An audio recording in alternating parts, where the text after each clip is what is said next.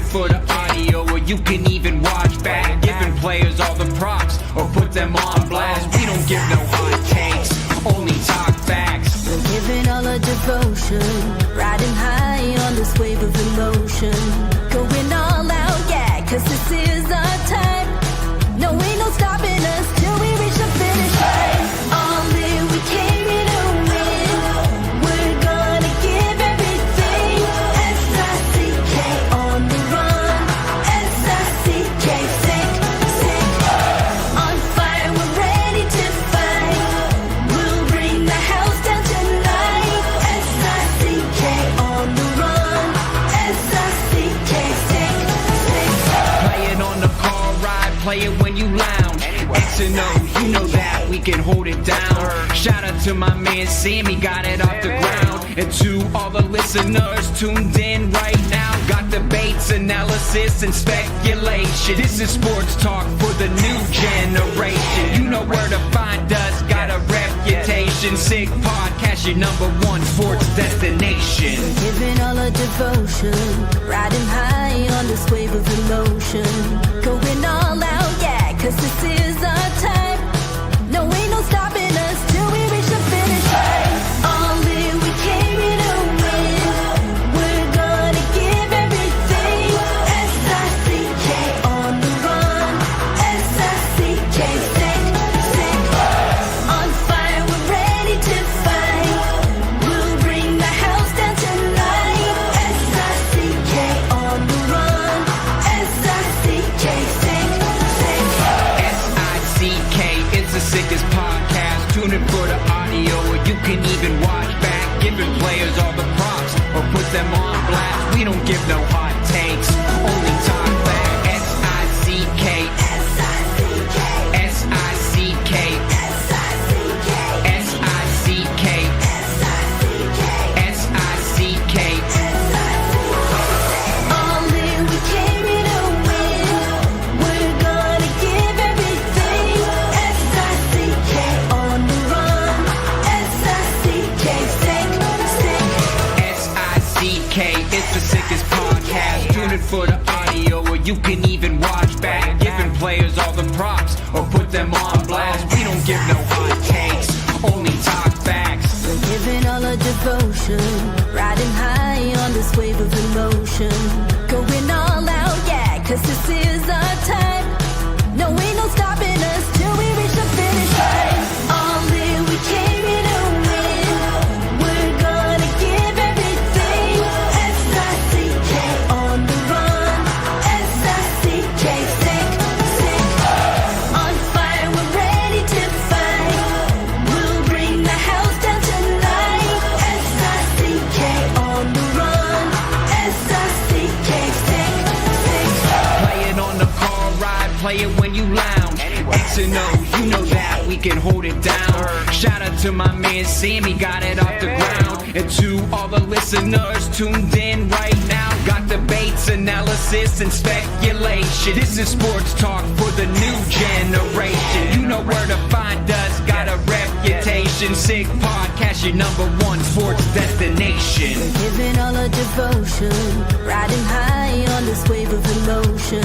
Going all out, yeah, cause this is our time. No, ain't no stopping us till we reach the finish line. All in, we came here to win. We're gonna give everything. S-I-C-K on the run. S-I-C-K, sick, sick. On fire, we're ready to fight. We'll bring the house down tonight. S-I-C-K on the run. S-I-C-K, sick, sick. S-I-C-K, it's the sickest podcast. Tune in for the audio, or you can even watch back. Giving players all the props, or put them on blast. We don't give no hot takes, only talk back. S-I-C-K, S-I-C-K, S-I-C-K, S-I-C-K, S-I-C-K, S-I-C-K. Turn up your volume. Because you're about to listen to The Sick Podcast. The Eye Test with Pierre, McGuire, and Jimmy Murphy. The Stanley Cup winning Colorado Avalanche and After 22 years, Raymond Mark! The sickest NHL podcast. Brought to you by TCS Customs and Logistics. Moving pieces, delivering peace of mind. It's gonna be sick. And welcome to another edition of the Eye Test here on the Sick Podcast Network. On Campus Friday here with Pierre, McGuire, myself, Jimmy Murphy.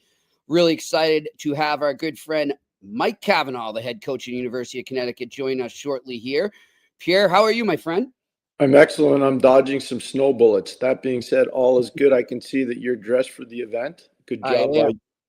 Little Friendship 4 jacket. I like that. Keeping warm by the sea coast in New Hampshire there, Jimmy. Good.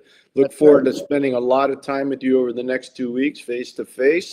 We'll have some fun with that, starting at West End Johnny's on Monday for the Bean Pot, second night. And then we get to Montreal, and you're in my hometown then. Buckle up.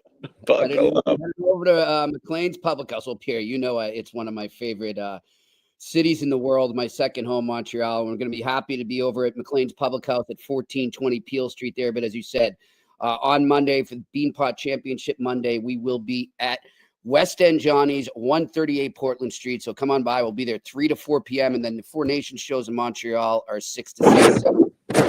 We'll talk about that later. Let's get right to our guest right now because I know he's got practice to get to. So, and man, they're practicing real good this year, Pierre. I know you mentioned that the last time we had him on.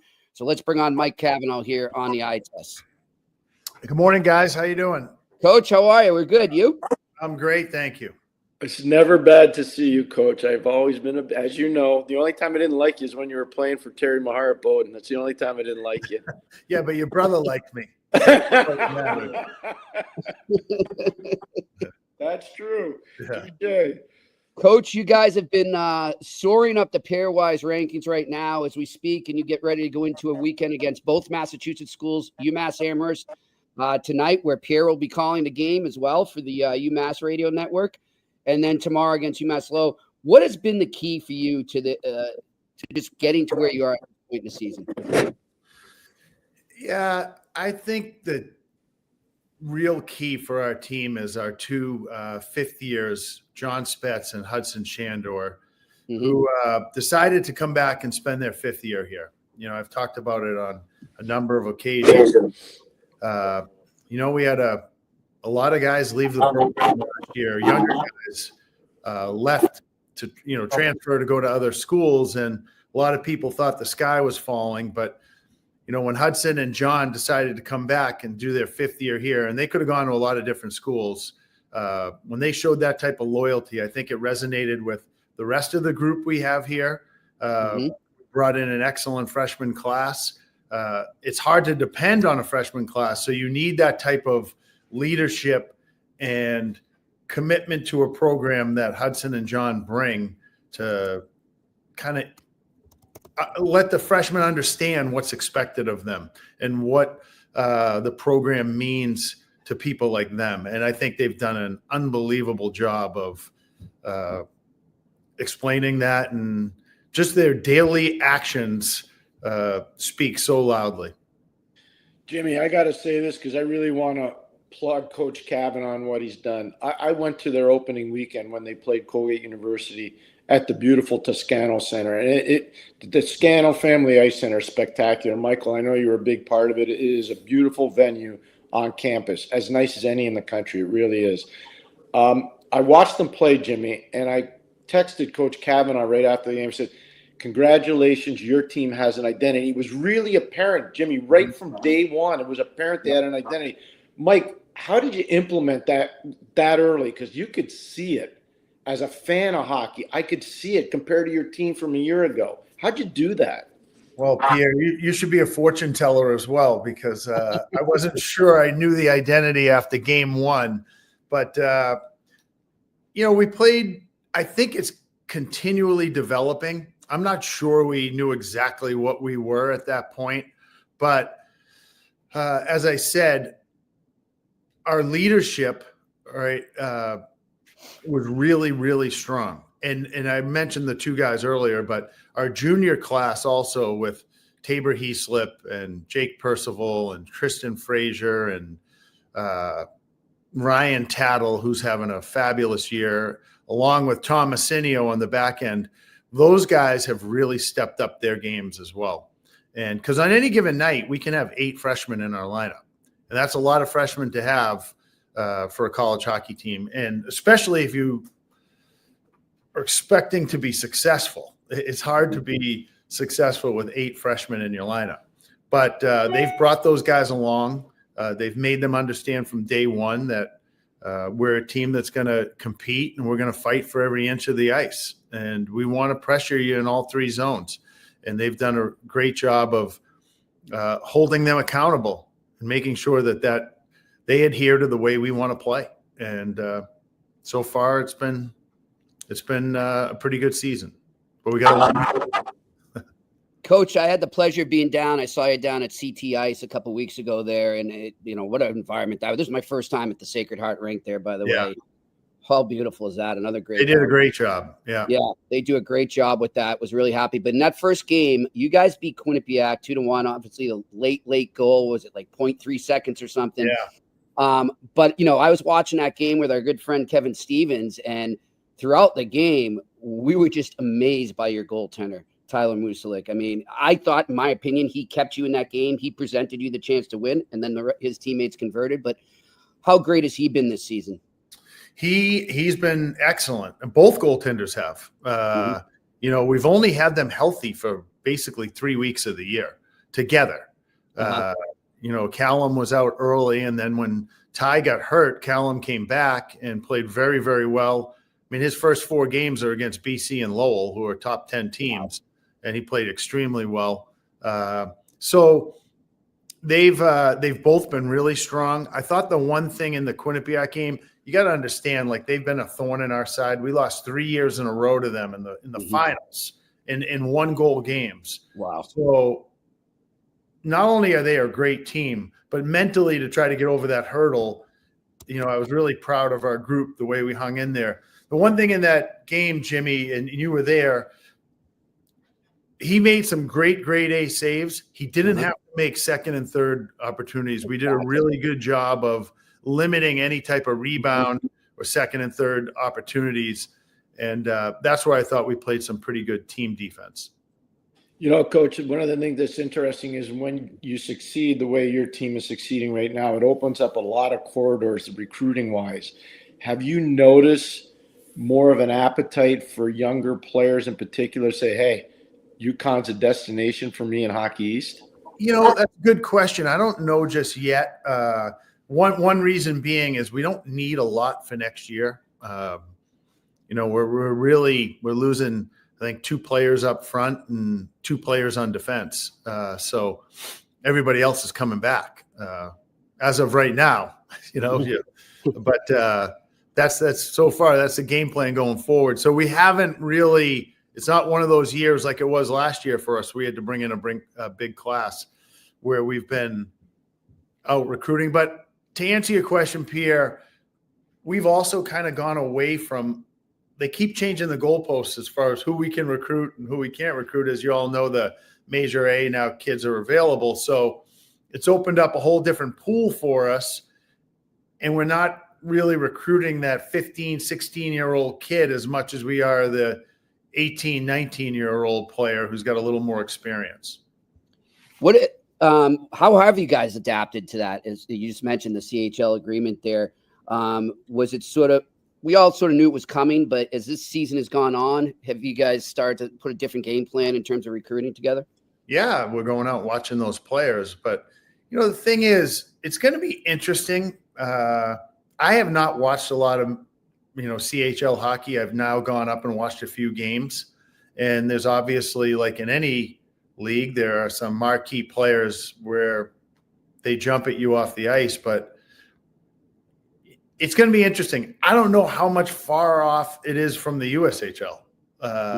I think, and Pierre, you could speak to this better than I could, if there wasn't a national development team in the U.S. and those kids were littered throughout teams in the USHL, would it be comparable? I don't know. It would be pretty close. I love what you just said, because I've been saying that for a lot of years. I say take away the U.S. National Team Development Program, put all those kids into the USHL or even in some into the BCHL. I completely agree with you, Mike. I don't think there's that big a discrepancy. I really don't. I've been watching major junior hockey since 1971. Yeah. Like I saw Gilbert Perreault playing for the Montreal Junior Canadiens. I watched a lot of good when I was a kid growing up. Every Sunday afternoon, you went to the Old Forum and you can watch all these amazing players play for the Junior Canadiens. So, has it grown and gotten better? Yeah, I remember watching Eric Lindros play for the Oshawa Generals, and I'll just tell you right now, like I had never seen a player at that age dominate the way Eric did. I mean, it was crazy. I remember watching Scotty Niedermayer play for Kamloops, and I was like, outside of Brian Leach, I've never seen a defenseman skate like that. So yeah, you see guys over time, but I think if you just take those players that you just talked about, and you used to make a living at that development program. I know when you were at BC, I get it. But if you put those guys into the USHL, I don't think there's a big discrepancy at all. Yeah, I don't know. And what I'm really hoping is, because we should not be fighting each other. Like, we should all be on the same team. And what I'm hoping is, when the CBA comes around, I believe it's next year. Am I correct on that? Yep. That they change the rules so that there's a clear development path. There's the National Hockey League to the American Hockey League to college to junior hockey. And if we do that, now there's always going to be an exception. Sidney Crosby is going to skip a year. Or maybe Sidney Crosby does his 15 and 16-year-old year in major junior hockey and comes to UConn for a year before he gets drafted, like Macklin Celebrini did. There could be that path too, which I think would be great for everybody. So. Jimmy, I just want, and I know you want to ask a real good question, but I'm just going to say this to Mike. This is for the young people out there. I remember when Jonathan Toews was growing up in Winnipeg, and I can tell you right now, the 05 World Junior team's the best World Junior team Canada ever had. Jonathan wasn't going to make that team because we had the NHL lockout, so there was no hockey. It was a nuclear winter. So all those great players that should have been in the NHL, they played World Junior. But one of the things I remember more than anything else, everybody talked about this kid from Winnipeg named Jonathan Toews, and that he was going to Shattuck St. Mary's, and that eventually he was going to go to University of North Dakota. But I know the Western Hockey League told the Toews family, if you commit to us, we'll put you in whatever city you want to go to. That's how much they thought of him. Wow. And he said, no, I'm going to go to Dakota and play. But it's to Mike's point, Jimmy. If you would have had a 15 or 16-year-old Jonathan Toews playing, let's just say, for Kamloops Blazers or Kelowna Rockets or Vancouver Giants or Red Deer Rebels. You pick the major junior team, and he goes there for 2 or 3 years, and then he goes to Dakota for 2. So at 19 years of age, look at that development. The development that Mike just brought up, he's spot on. He couldn't be more right. You're awesome. right on. You're right on. And I had heard also, a lot of people are talking about Canada and the World Juniors and what's happening to their program. I think there's still a lot of really great players up in Canada. Yeah. That being said, college hockey isn't as young as it used to be. Like, when you come play college hockey, you're playing against older kids. And the Swedes and the Finns, if they're playing in the SHL, like, they're playing against men. So when you get to the World Junior Tournament, you've played against men, now you're playing against kids your own age, which gives you a little bit of an advantage. Where in Canada, they're only playing against kids their own age. They're not playing against anybody over 20 years old. So maybe that's starting to catch up. I don't know, but you would think it plays a little bit of a factor. Oh, Coach, I think it plays a big factor. I think you're right on the mark. I think you're so spot on. 100% agree with you. Couldn't agree more. Yeah. Totally agree. Coach, getting back to your season right now, I think when we had you on last, we were talking about what it's like when you're a hockey team at a school that's known for basketball or another sport, whether it's football, basketball, whatever. You guys obviously have so much tradition in basketball. How has the year gone in terms of your team getting more attention and building more buzz around the campus? Well, we set a record last week. We had 11,700 people at the XL Center for a hockey game, which is, I don't think there's not a school in the East that has seen that for a home hockey game. Maybe North Dakota is the only one or Wisconsin might get 12 or 13,000 in their building for a game. But that should answer your question alone. That's right awesome. There. The fact that we were able to, basically sell out the XL Center last Saturday afternoon versus Providence. So the one thing about UConn is, yes, it's known for its basketball, but you got to remember it's not just basketball here. They've had a winning culture in a lot of sports. When they were in the Big East in football, they won the Big East twice in football. Soccer has won national titles.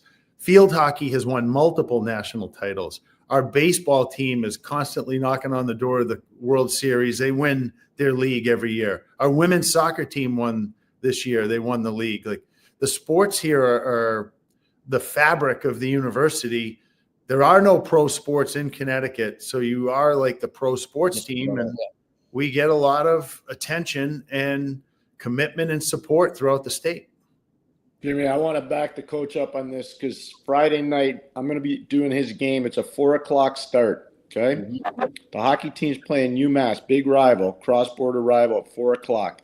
At 8:00 that night, UConn men's hoop is playing St. John's at Gamble Pavilion, which is on campus.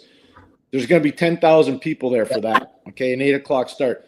But where the XL Energy Center is down in Hartford, they're Hartford Wolfpack, Rangers farm team playing Charlotte Checkers. Mike, what do you think they'll get? Probably 5,000-6,000 people there? Oh, I would think so. I mean, for our game, I'm not sure what you guys didn't lose me, did you? No, we got you. Okay. For our game, I'm not sure what we should have a sold out building here. And for the Wolfpack, I would imagine that they'll have a pretty good crowd as well. But it's not just basketball. Like, the hockey team makes this adjustment for 4:00 start. 5 years ago, Mike, I don't know if you would have had to do that. No, and the whole, genesis behind it was they want our fans to be able to see both games. There's a lot of fans who will come to our game and then walk over to the basketball game afterwards. That's great. That's going to be a cool scene. Another thing too, I mean, and we talked about it when we were heading down to, when I was going down to CTIs to broadcast from there, is, how underrated Connecticut is in terms of a hockey scene. Obviously they lost their team, but I think people around the country don't understand that. How much have you guys been able to capitalize on how important hockey is in that community? Oh, I think quite a bit. I think, we've been able to certainly capture some of the Whaler fans. We took their theme song after goals. I noticed that. Yeah. I almost had to. I think I would have been thrown out of the state if I didn't when I first got here. But it's become it's great. I'm happy that we can carry on that tradition. And, at one point, I mean, I don't know what it was. I still think the Whalers jerseys still sell at a pretty high clip, even though they haven't been here since 1997. Yep. Good stuff. Pierre?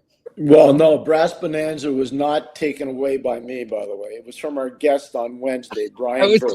Bring that up. Brian Burke didn't want to have Brass Bonanza. Trust me. He was the one? He was the one. Yeah. Turkey. And he'll proudly tell you why he did it, but I'm not going to put words in his mouth. Yeah. Anyways, Mike, I want to compliment you. The way you've handled your team, the way you've done business in a league that's really hard. Hockey is so unforgiving right now. How do you see and I'm not going to ask you to project on other teams, just with your team, what do you need to establish the rest of the way to stay where you are? Well, we've been doing it all year long, Pierre. I've said this on multiple occasions. In this league, if you start to look ahead, you're going to get in trouble. You really will. Like, just to start our month, and I said to our team, I said, okay, we have a home and home with New Hampshire. Then we have 2 with Maine on the road. And then we have CT Ice. And then we have Providence. And then we have UMass. And then we have Lowell. Like, you can just automatically become overwhelmed. Right. And it can consume you. I said, let's just worry about UNH on Friday night. And then really, I know it's an old adage and it's a cliche, but Pierre, if you just don't take one opponent at a time, you're going to get in trouble. Like, I haven't even looked at Lowell. All I'm focusing on is Greg Carville and UMass, because I know how great a job he does there. It's always a tight game with them. And I think we just have to focus on that, because anything else, it's like, okay, yeah, we got Maine coming up. We got BU coming up. We got Northeastern. When you have a league that has 6 of the top 10 teams in the country in the pairwise, it's it's a great league to play in, and I'm glad we do, because there are some teams who play in different leagues. They will not have a game against a top 20 pairwise team the rest of the way. Like, you cannot make a mistake in a league like that. Yeah. You know, So that's what I'm saying. I've been telling Jimmy, it's a murderer's row every weekend. And, you know, you go up, people might not understand this like you do. You go up to North Andover, Massachusetts, and you play at Merrimack, buckle up.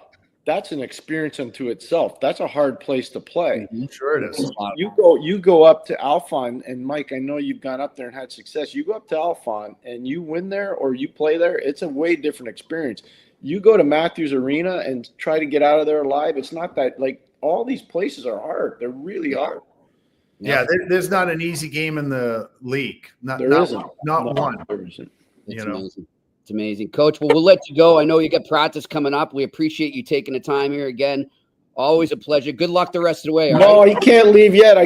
Are we doing something after the game tomorrow? Do I get to spend time with you? Oh, that would be nice. Too intense? Yeah, you come on down to the office, Pierre. I always have treats down here for you. I am coming.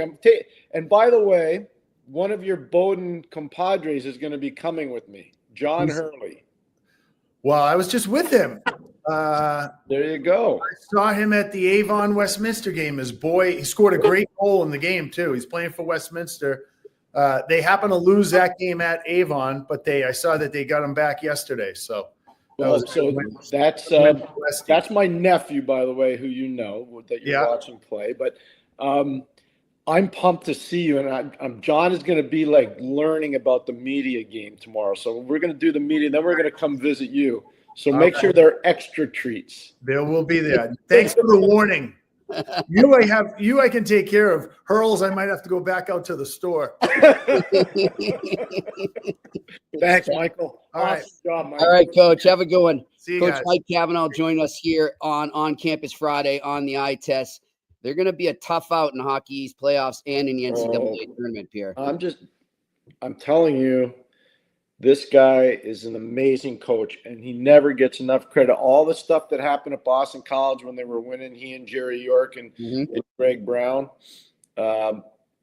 those guys were amazing. People don't know the players, like so many great players that Mike was a part of, including the late Johnny Goudreau and his brother, and you can go down the line. Chris Kreider, I mean, Mike Motto. Go look at all the players that those guys brought in there for 20 years. Amazing. He was a heart and soul nasty player. He was a nasty player. He really was. But he's a tremendous coach. And if you're a young player and you want to play for a guy that knows how to develop players, there's a guy that you might want to think about playing for.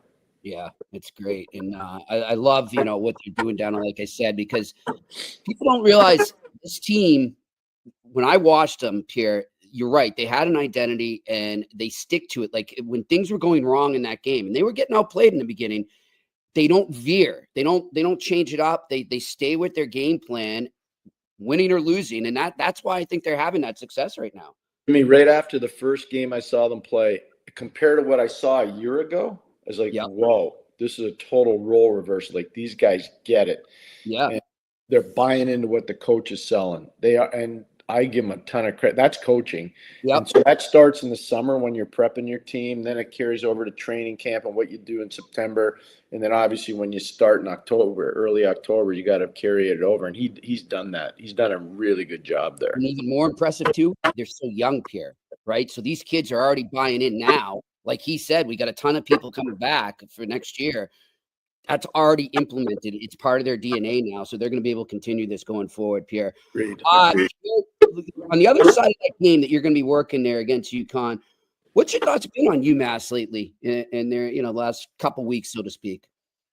Well, I think without Suniev, who's a second-round pick of the Calgary Flames, it's a bit of an issue offensively for them, but they grind. They're well coached, as he said. Greg Carver, one of the best coaches in the country, not just in Hockey East, in the entire country. So you can see they don't have that same quick strike offensive capability, but they're getting goaltending. They're getting good play on defense. I think coach is rolling four lines more than I've seen him do in the last little while. So the only thing that I'd say, if they need a little bit more, it's maybe a little bit more pure scoring, and that's where they miss, Adar Suniev. And again, that's a high ankle sprain as far as I know, and that could keep him out for a while. You just don't know. That's it. Yeah, that's one of those that can keep nagging him as well, Pierre. Pierre, again, as I told everyone, I want to let them know again, we are going to be Beanpot Championship Monday over at West End Johnny's. Looking forward to that. I was talking to Johnny earlier. He's all excited, so we're looking forward to that. We've got some good guests coming down as well. Won't say who, but I'm pretty sure we've got some confirmed. So we have some that as well. Yeah, last week, though, I'll tell you, I don't know how we beat that. I mean, Michael Ruzioni was amazing. Will DeVoe was awesome. Matt Cater, fantastic. How about Eric Lacroix just popping in to say hello to the family? Yep. That was tremendous. And we're just grateful for all the people that have been, joining up and watching the eye test and listening to the eye test. And it's kind of like a hockey gathering. We don't want to talk down to people. We want to talk with people. Exactly. We want to continue to try to help grow the game at all levels, whether it's on the women's side. We had Brian Burke on yesterday. I thought he was so eloquent. And on, junior hockey side, Jimmy, I didn't say this to Coach Cavanaugh, but I'm really comfortable sharing this with you and our audience. I've never had more major junior people reach out to me and want to talk. That's great. Than what's happened in the last 4 or 5 months. Yeah. And I'm going to introduce you next week when we're in Montreal. A major junior coach reached out to me and said, I'd like to come and talk to you about how to grow a program. Yep. And I'm like, my pleasure, be my honor. And so on Wednesday, he's coming down to visit with you and I in Montreal. And it's not going to be on the air, but it's going to be a fascinating exercise. I'm really excited about it. Look forward to that. And go ahead. I just think it's important. When I was really heavily involved in it, there was a lot of acrimony and there was a lot of nasty stuff. Mm-hmm. There was. Yep. And it wasn't for the faint of heart a lot of times. Some of those battles got pretty intense. I think as you grow older, you realize that didn't help anybody. No.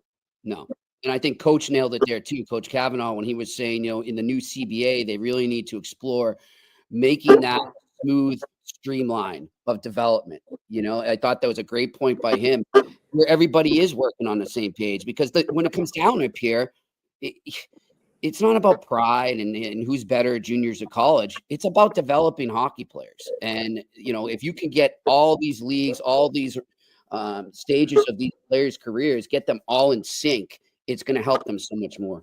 You're right. And he also said something else. I don't look at Sidney Crosby, Nathan McKinnon.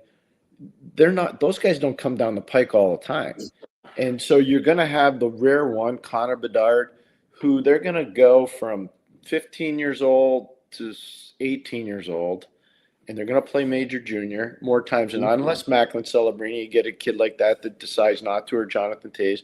And they're going to leave for the NHL at 18. They're never going to see the inside of a college rink. They're never going to. I get that too. Because you know what? Very few 18-year-olds can play college hockey. Macklin Celebrini is one. Lane Hudson is another one. Jack Eichel's another one. Paul Correa is another one. But very few can come in and trust me, they cannot dominate. They cannot. No. Ryan Leonard could. Ryan Leonard should be in the NHL right now. You're going to have her exceptions, but you're absolutely correct, Pierre. So you're going to have 50 of those guys. Yep. And you might have one every 4 years or every 3 years. So that's fine. Everybody understands that. But more kids than not can't play college till they're 19 or 20. And a lot of them can't play till they're 21. They just can't. And it is a great point too. It's amazing what he was saying too, when he was basically defending, because he's right. Canada's taken a beating. Hockey Canada has taken a PR beating with the losses they've had at the World Juniors lately.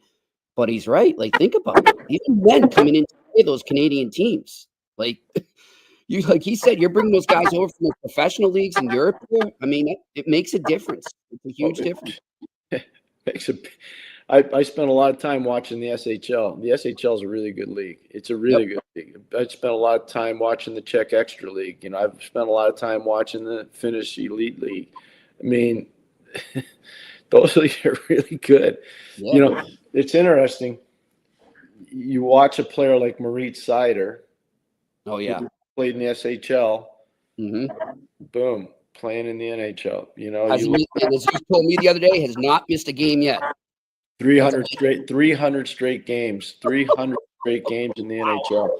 Then you look at a player like Simon Edvinsson, who I remember talking to Chris Draper and Sean Horkoff, and even PJ Axelson, the former Boston Bruin. Yeah. I was over scouting in Stockholm and in Gothenburg, and I saw Simon play probably 3 games in 5 nights or 3 games in 4 nights, whatever it was. And I was, you know, he's part of Detroit's system at the time. And I'm like, this guy doesn't need any time to develop because he's getting developed here. He's so good.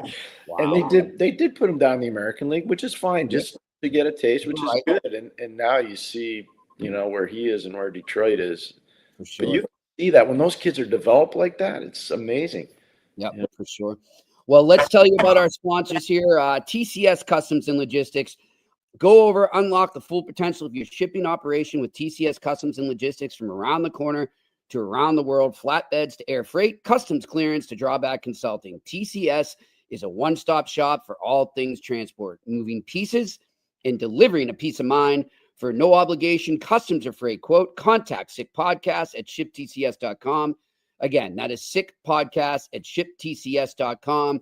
And of course, our other wonderful sponsor, Betway, where you can still go and get rewarded even when you lose. Go all the way with Betway right now and get a free bet up to $200 if your first bet loses. Scan the QR code right in front of you if you're watching, or if not, you want to go over to the website right now and go to the details section and create a new account. This offer is only available for new customers. Terms and conditions apply. It is not available currently in Ontario. You must be 18 plus. And you must play responsibly. Let's go on a Friday night here to the Sick Pick of the Night. It's time for Sick Picks. Brought to you by Betway.